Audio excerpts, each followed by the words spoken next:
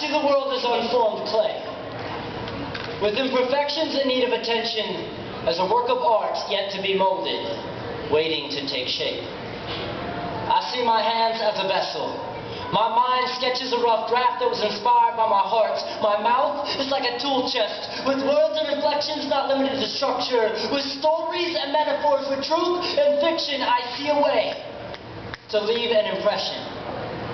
Not like the footprint in the sand, but like a meteor crater stamps the earth. I have a vision that will change people's lives like a child impacts a mother's life at birth. It's measured by the smallest of scales. It's counted as a single number. It begins at a molecular level, yet the difficulty to start its perpetual motion is harder than lassoing the moon. Or else I think it would have happened by now, and I don't think I'd be standing here talking to you.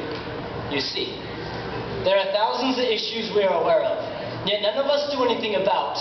They unanimously register as thought, but few of us speak out. It's blocked and suppressed. Nobody cares. It doesn't affect them, and their lack of action speaks for itself. We can't wait for one person to change the world.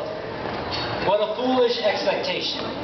We must change it ourselves, one person at a time, one seed in a line. So I extend my hand to plant a seed, to nourish roots with the poetry flowing through my veins. This is why I write about issues of domestic, sexual, and child abuse. I'll put a spotlight view on drugs and their parents and neglect, ego, and self-respect. I'm a part of the balance. A neighbor in your community, the stranger you get to meet, the friend you never knew you had, because it only takes one voice, one heart, and one passion to create a positive existence in another's life. It's the power of one. One can influence 100. That 100 can spread amongst thousands. The domino effect of selflessness can affect a negative mind.